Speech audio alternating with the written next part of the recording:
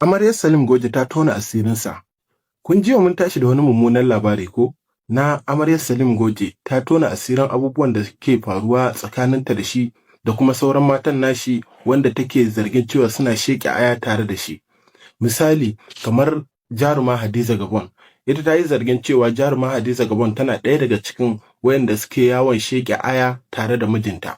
Ta riga ta faɗa hakan ne a cikin rubutun da ta yi a shafinta na dandalin sadarwa ta Instagram, sannan ta kawo hujjoji irin su hotuna, fayafayen bidiyo da sauran abubuwa da ta bayyana a social media handle ɗin nata. Bayan haka kuma ta riga ta zo ta yi magana akan tsohuwar matar Salim Gojen, ma'ana uwar gidansa kenan. Ta faɗa cewa ita ma uwar gidan ai ba ta son zamanta a gida. Ma'ana uwar gidan ta yi binne-binne, ta yi asiri iri-iri domin ta ga cewa ba ta shigo gidan ba, amma kuma daga ƙarshe ta shigo. Duk da haka bayan ta riga ta shigo, ta faɗa cewa uwar gidan ta gaya mata cewa ba za ta haihu ba. Ta ce yanzu to ya sa ran uwar gidan. Yanzu abin da nake so ku fahimta a nan guda ɗaya shine, a jiyan daidai lokacin da take sakin wayannan bayanai, shi kuma Salim Goje ya yi amfani da wannan dama inda ya je gidanta. An hana shi shiga, an ce bai shiga ba.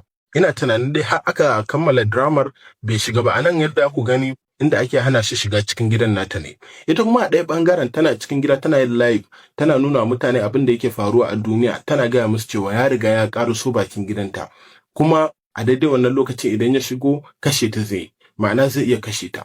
To ku riga kun san zuciya, kuma ku riga kun san cewa ya riga ya yi girman da bai kamata a ce yana wannan shirman ba, tunda ya riga ya zama fufula a duniya. Sai kuma ta zo ta gama rikita mai al'amuransa, ma'ana ta jiƙa mai koko da giya, ta maida mai litinin ɗinsa juma'a.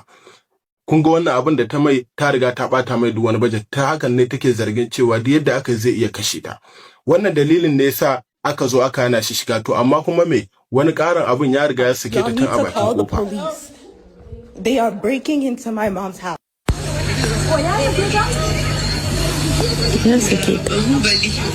Ya sake ta a bakin kofa, ya sake ta. Ya shiga mutane.